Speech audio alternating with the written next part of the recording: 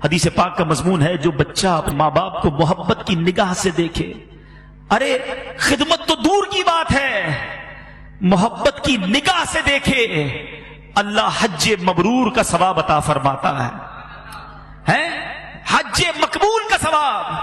صحابی رسول نے عرض کی حضور اگر کوئی 100 بار دیکھ لے، ماں باپ تو گھر میں ہی ہے نا، صبح بھی دیکھے، شام بھی دیکھے، دوپہر بھی دیکھے اور محبت سے دیکھے۔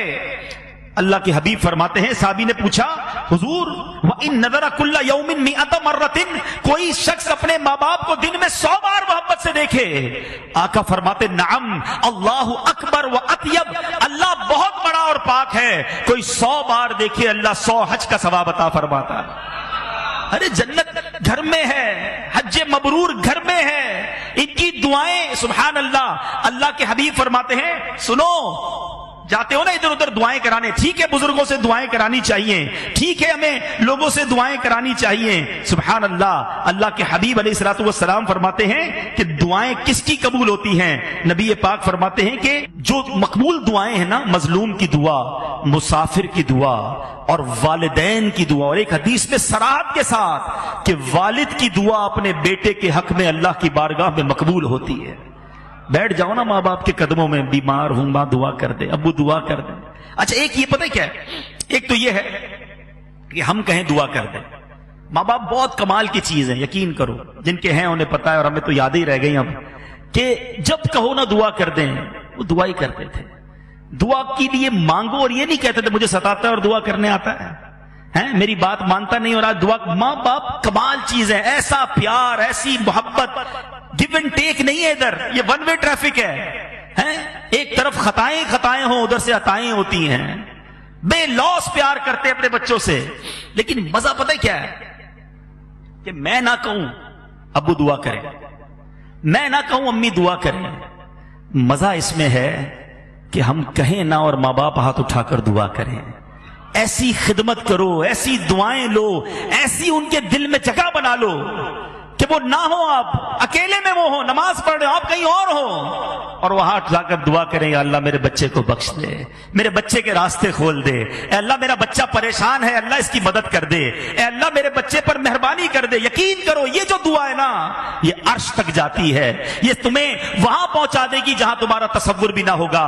کتنی بار یہ واقعہ سنا ہے حضرت موسیٰ علیہ السلام والا کہ ایک بار حضرت موسیٰ نے اللہ کی بارگاہ میں عرض کی، یا اللہ میں جنت میں اپنا پڑوسی دیکھنا چاہتا ہوں۔ اللہ نے فرمایا موسیٰ پیغام ملا فلاں علاقے کا کسائی تیرا پڑوسی ہے۔ حضرت موسیٰ حیران میں، اللہ کا نبی پڑوسی کسائی؟ ڈھونڈتے ڈھونڈتے پہنچے، طویل واقعہ ہے، پتا چلا کہ اس قریب کے 2 بوڑھے ماں باپ تھے، اپنے ہاتھوں سے نوالے بنا بنا کر اپنے ماں باپ کو کھلاتا تھا۔ حضرت موسیٰ نے کہا بیٹا یہ بتاؤ تیری ماں تجھے کوئی دعا دیتی تھی؟ باپ کوئی دعا دیتا تھا؟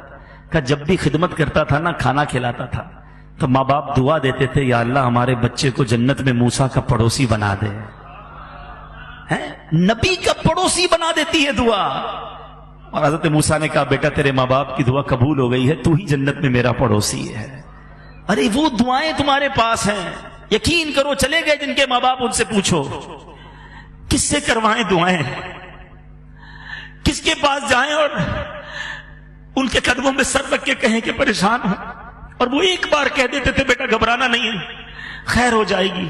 ہمیں ایک آسرا ہوتا ہے کہ والد ہے سر پہ، آسرا ہوتا ہے کہ ماں ہے پیچھے، پریشان ہوں تو وہ بھی پریشان ہو جاتی تھی، ہم بیمار ہوتے تھے نیند اسے نہیں آتی تھی، تکلیف میں ہم ہوتے راتیں وہ جاگتی تھی، گھر میں سب سو جاتے تھے، ہم گھر میں نہ آئے ماں جب تک جاگتی تھی۔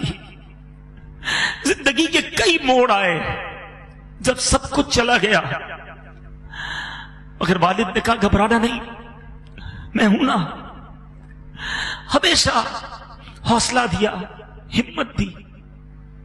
آج نہیں ہے ماں باپ، جس کے نہیں ہے اس سے پوچھو، کتنا ہی بڑا کیوں نہ ہو جائے، کتنا ہی طاقتور کیوں نہ ہو جائے، کتنا ہی مال کیوں نہ آ جائے، کتنی ہی دنیا میں عزت کیوں نہ ہو جائے، ماں باپ کی کمی پوری نہیں ہوتی۔ یہ وہ ہیں جن کے بغیر، جن کی کمی کوئی پوری نہیں کر سکتا۔ میرے بچوں، میرے بھائیوں جن کے ماں باپ ہیں خوب خدمت کرو. بعد میں یاد آتا ہے میں اور وقت گزارتا, میں اور خدمت کرتا, میں اور دعائیں لیتا. خدا کی قسم یہ بہت بڑی نعمت ہے. صلو علی الحبیب صلی اللہ تعالی علی محمد. مجھے اپنی اور ساری دنیا کے لوگوں کی اصلاح کی کوشش کرنی ہے.